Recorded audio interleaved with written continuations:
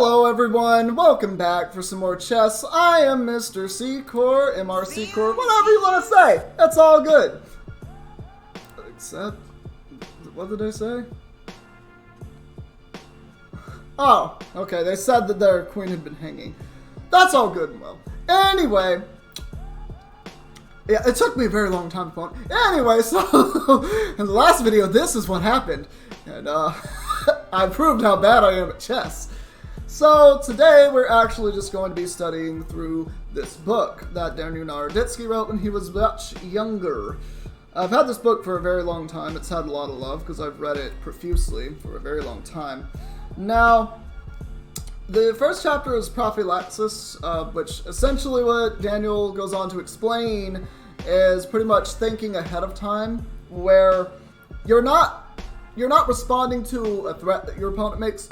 You're responding in advance to it. Like, as it's a potential threat they can make, you respond to that potential thing that they could do. That's the main idea behind prophylaxis. And this book actually helped me become much better as a player when I was younger. So I'm gonna go through it again. Now, okay, yeah, this is the game. So, there's a game I started reading recently that I wanted to go over, and it actually started out with this. It's a master game versus Karpov and Timman using the perk defense. So we have here, it's this, and then you have D67, which... Oh, really? We're not going to be able to do that? I'm probably going to have to get a membership at the site. If you didn't know, I have ADHD, and that's probably going to be a problem for me learning, but we're going to get through it, because I am a genius. I am a cold-hearted genius. So, what do I do? Let's see. Computer. I believe that's how I do that. Yep, that's how we do it. So we have E.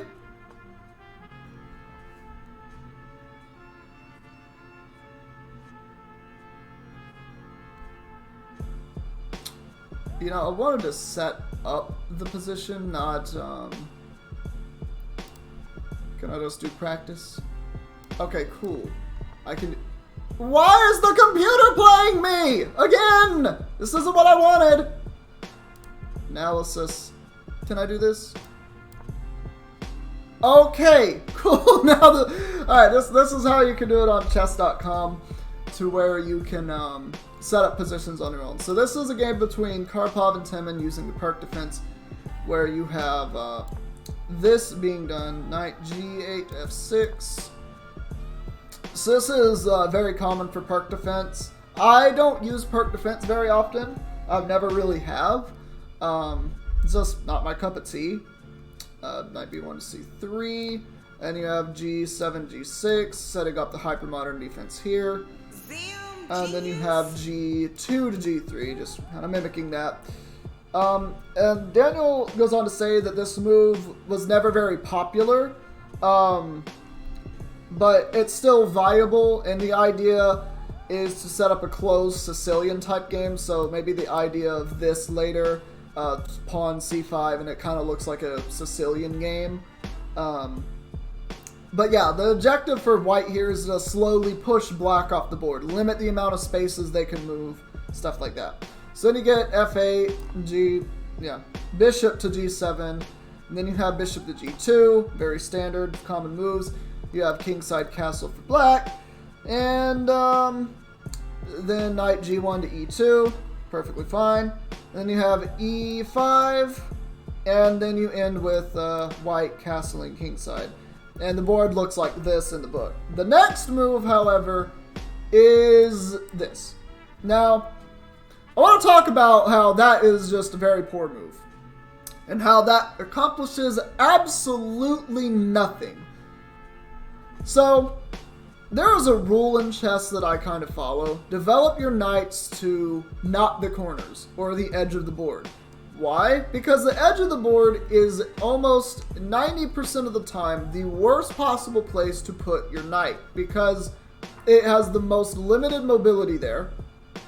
In fact, where the knight starts, it only has 3 possible squares that it can move to. So if you keep it on the edge, it's got less squares that it can move to, meaning that it's less mobile. And also, it's not attacking where the center of play is. The center of play, I generally consider is these 16 squares here. So this box, and these 4. These are the main 4. But this box especially is where most of the action on the board is going to happen. And that's, that's just common. But this is what Timman believes is the correct play. I disagree. I don't think... Now, Daniel says that this isn't a bad move. I disagree. I think this is just a bad move. Because what this does is absolutely nothing. The knight is in no man's land.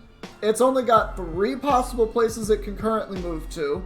Unless this pawn moves out of the way at some point. Like, either one of those squares. And, like, otherwise the knight will just have to waste a tempo getting to this square. No matter how it does that. So it's like, it's just not a really solid play. Like, I honestly think, if you go back, I think that the play that I would have probably made is this. Like, I honestly would have just done that. Like, that would have been my play. Right there. I don't mind if this does this because I just calmly move my knight here. Because that just seems like the most viable option to do. The game gets closed from this position. This becomes a bad bishop for a while. It'll activate more in the end game. But yeah, like, this is the position, and, the whole goal that white's trying to do here is just push black off the board. So that would have been my play. Now, what Daniel suggests is c6 would have been a better play, which I also agree with this. c6 would have been a better play than this. I just don't understand knight to a6 at all. I might be a novice player, or I might be playing at a novice level right now, but I still remember some of the things that I had going for me back when I was playing at master level. And this is just one of the things. Don't move your knights to the corners. Just don't. It's not a good idea. In like 99% of cases, don't move your knights to the corner. Like, ever. Just don't. It's bad. But anyway, this is what actually happened. If we were going to continue play from this position, I would think that white would just, very quietly just develop pieces.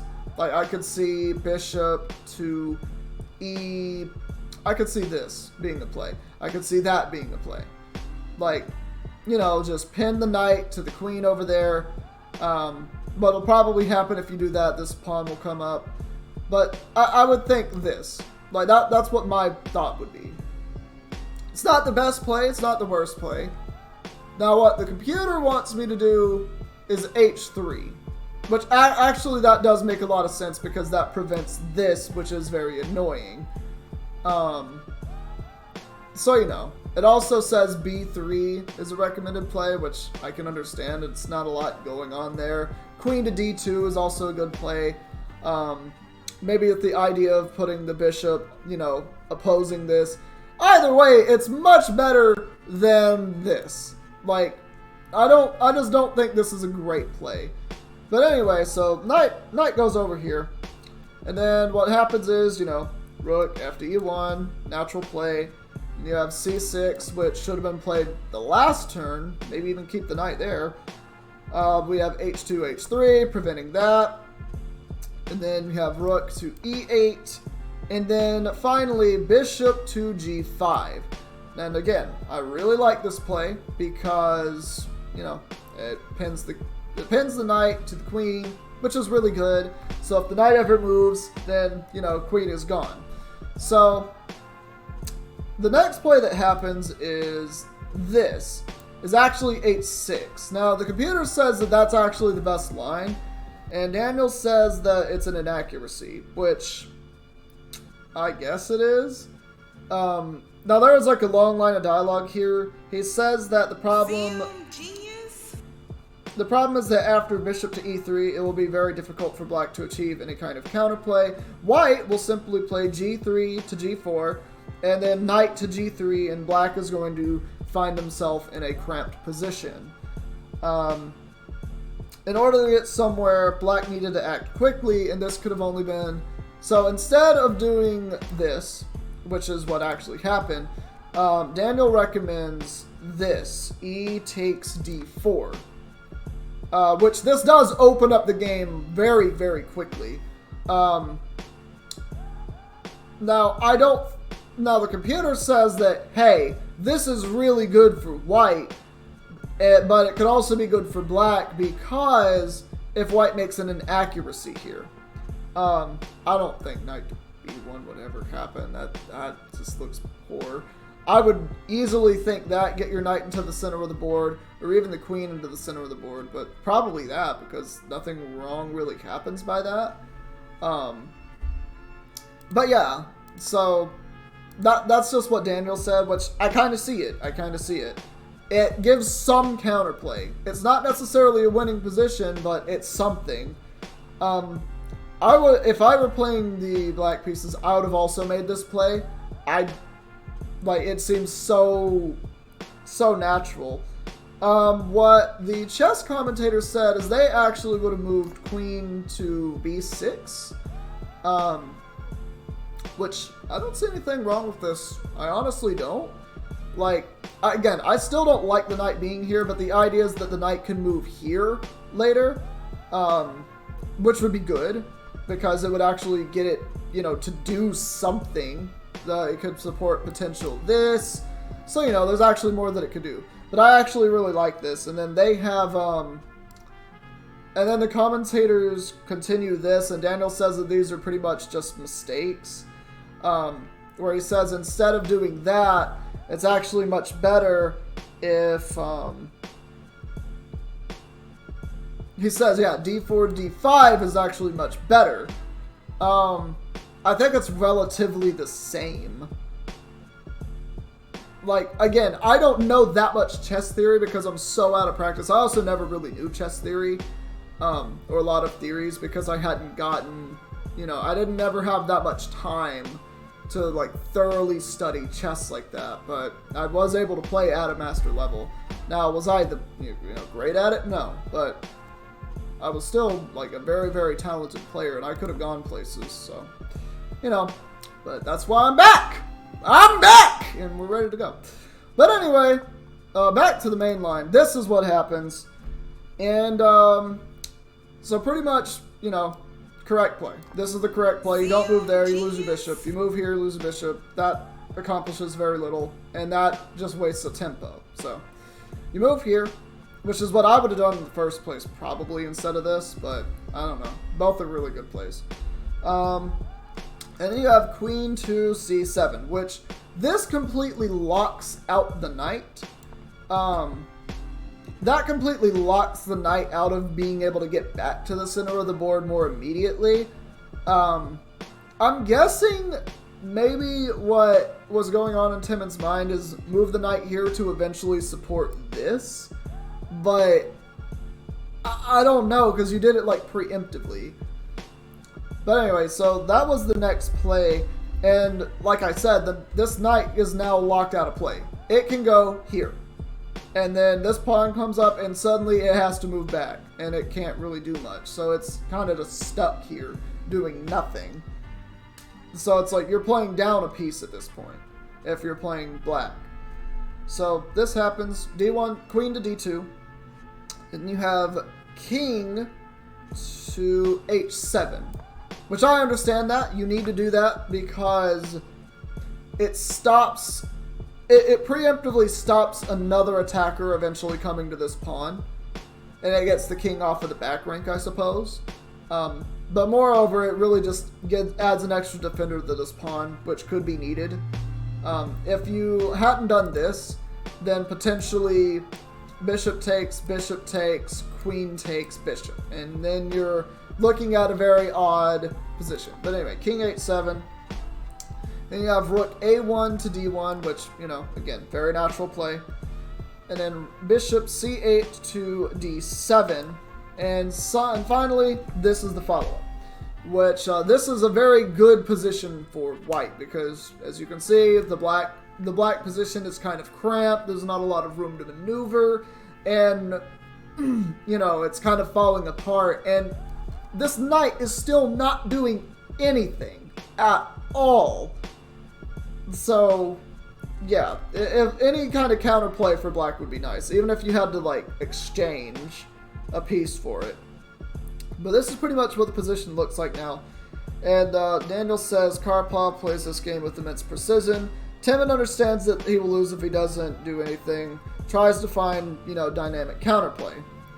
So what happens is rook to d8, and then you have knight e2 to g3, which is here. Knight e2, g3, bishop to c8. Now, this is another one. I don't 100% understand why you would move the bishop back to that square. If anything, I would think that you would want to do this. Or again, just exchange this pawn. Like, I would just think, open up the board. Now, bishop takes, and obviously there's something there. But I would think this. In all honesty, I would think this. I'm just going to delete that move. So we're here. I would think d5. Well, apparently that's... The computer says, oh, you're just giving white the game. So, I don't know what you do here, but... Clearly, black is just in a lost position. It almost seems it doesn't matter what they do. But anyway, bishop there. And then you have f2 to f4. And then b5. So we're looking at this position. So, the thing with this is, it says that white should not allow b4. Daniel says white should not allow black to play b4. So this should not be allowed because then the position gets kind of shaky for white. Because if you do notice, there's a lot of open space here that black can make use of. So the best play, obviously, as the computer says, is a3. Just very simply. Queen f2 apparently is another play they can go with, and it can work just as fine, I'm supposing. I mean, I see the line, like you go here, pawn comes down, pawn comes down, and then knight moves here, and then you just kind of continue from there. Yep, that is the play. But that is the play, so that's just kind of what's going on. So we keep moving. We have b5 to, well, this happens, and we have b5 to b4, and, you know, pawn takes, knight a6 takes this. So finally the knight actually does something. So we have that. And then knight to e2, which, you know, seems... I don't know if I would have made that play. I don't know what I would have done here, because I'm not at the level where I'm understanding of some of the things. I'm more at a basic level still, which is kind of sad. I've fallen so much from grace. But yeah, so knight goes there. E takes d4. Then you have knight e2 takes d4. And then a5. And that goes to c3, which is followed up by, you guessed it, I'm doing nothing again, guys! The knight's in the corner! Where the knight is yet again locked out of play, doing absolutely nothing. So this is the position that's reached, and quite a few things that can happen. So, the computer here seems to really like knight takes c6. Why? That hangs a knight. So knight takes, queen takes, e5. Oh, which attacks the queen again. d5 to block it. Then e takes f6. And then bishop takes f6. g5. Bishop back to g7. This is looking so confusing. Bishop back to g7. And then bishop takes d5 here. and then queen to d7. And then f5.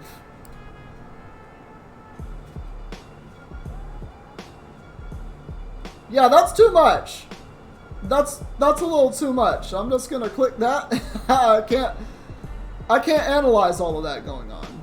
But what happens here, so an important position has arisen. I'm quoting Daniel. An important position has arisen on the board. White's pieces are located ideally, or so it seems, centralized. The black pieces are uncoordinated. But things are not as one-sided as they appear. What black wants to do is apparently knight to c5, which does make a lot of sense because that makes the knight active, and it starts to actually attack things, which is what black needs. So what do you do to prevent that? Well, the answer's not that simple. A lot of people might say, just b4, and that's not the right answer. It's definitely not it. So black wants to play knight to c5 and possibly d5 when white's e4, f4, and g4 pawn armada will be subject to pressure. Karpov determined the threat and looked for ways to defend against it. The next step was to side the pieces that could be improved. He quickly saw that the d8 rook x-rays the queen, which it does. Like, this is a thing that could eventually happen if, the pieces here get moved. If this pawn over here goes away, suddenly the queen is pinned, or the knight is pinned to the queen.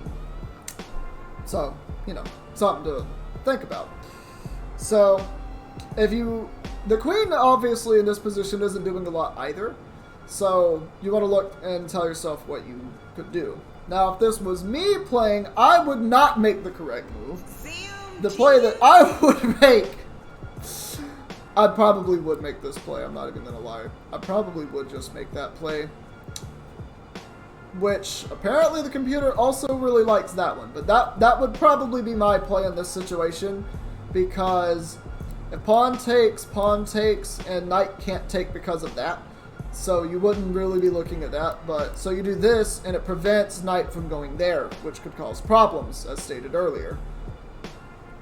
So yeah, that would just be my thought. I wouldn't know how to go, through these positions like this because I could only see ahead about 3 moves max right now. I used to be able to see like 7, 8 moves ahead.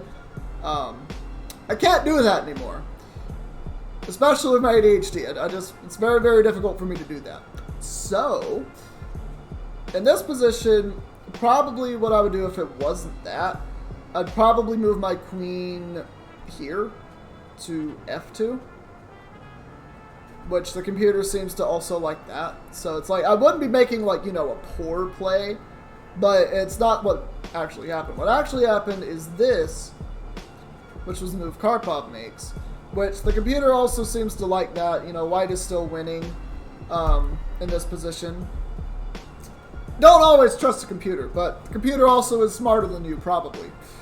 So yeah, there you go. Once you see this move, it may seem pretty obvious. Understanding the queen isn't placed very well on the d2 square. So you can obviously move your queen pretty much to any other square. I guess maybe not here, but pretty much here, here, here.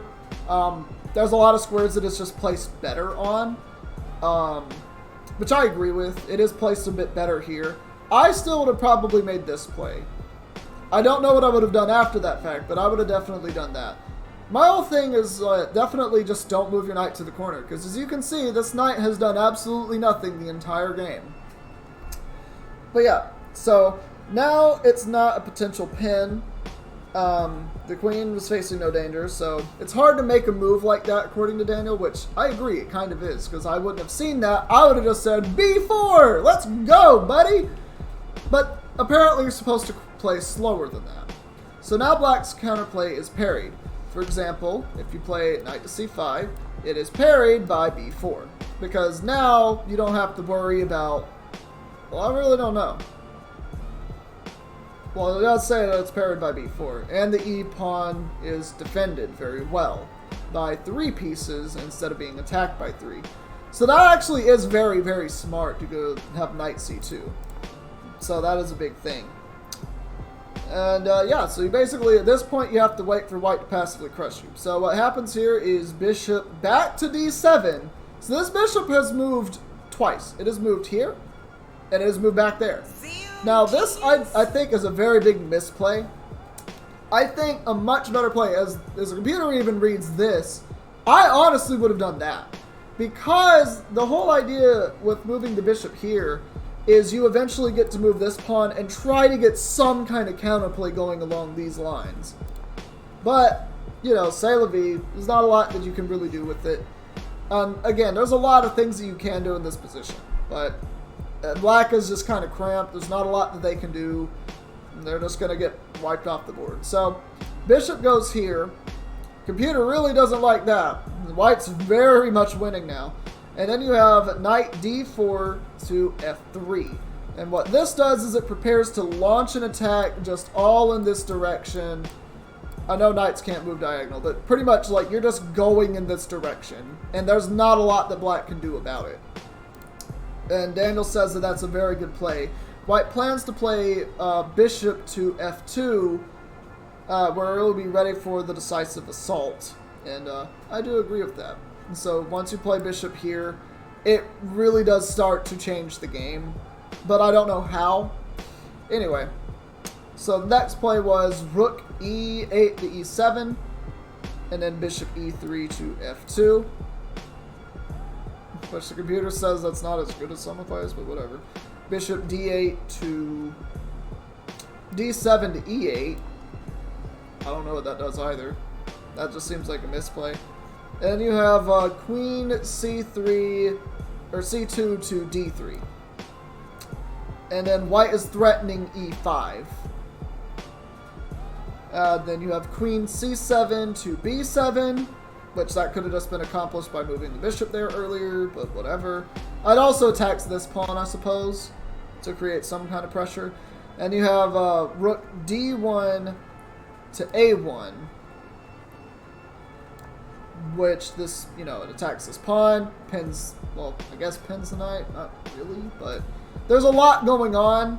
The queen can still take this pawn.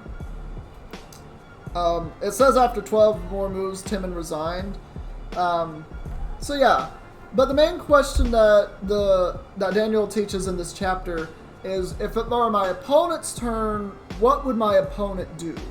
Which is a good question to ask yourself. And once you get better and better at chess, you should be able to see, oh, they're actually trying to do this. Or, you know, predicting your opponent can be amazing. And that can lead to you countering threats that they intend to do before they actually make the threats. And so instead of you just, you know, saying, you did this, oh, well, I do that to block you. It's more like, I'm doing this and that stops you from even trying this. Which is, you know, that's how it is. But that's all that we got for this episode. Thank you guys so much for watching. If you liked it, please leave a like, leave a comment, and subscribe if you want to see videos similar to this one. If you want to pick up this book, you definitely should. I highly recommend it, especially if you're learning chess. Daniel Naroditsky is an absolutely amazing player. I believe he's one of the top 10 players in the world right now, if I'm not mistaken. He's really, really high up there. He is an absolutely amazing player. But you can learn a lot from his book here. And this was written when he was much younger. When he was, at 14. Yeah, that's what it says on the back of the book. So he wrote this book when he was 14, thereabouts. So that just proves that he knows what he's talking about. And you can definitely learn a lot from this book. There's a lot more than just prophylaxis in here. The book is actually quite long, and I really like the commentary that he gives. There's a lot to it. And there's even some questions that I would one day like to ask Daniel what he thinks about if this would have happened in this position instead, because asking that is a great way to improve as a player, like trying different things or trying to see where things could have gone. And the computer is very helpful with that, because the computer can give you very long lines of moves that can happen, and it'll evaluate them objectively, or as objectively as possible. So it's one of those things. Anyway, we're going to get up out of here. Thank you all so much for watching. If you liked it, please leave a like, leave a comment, and subscribe if you want to see videos similar to this one. And we're going to see all of you in the next video that we do. Take care, everybody.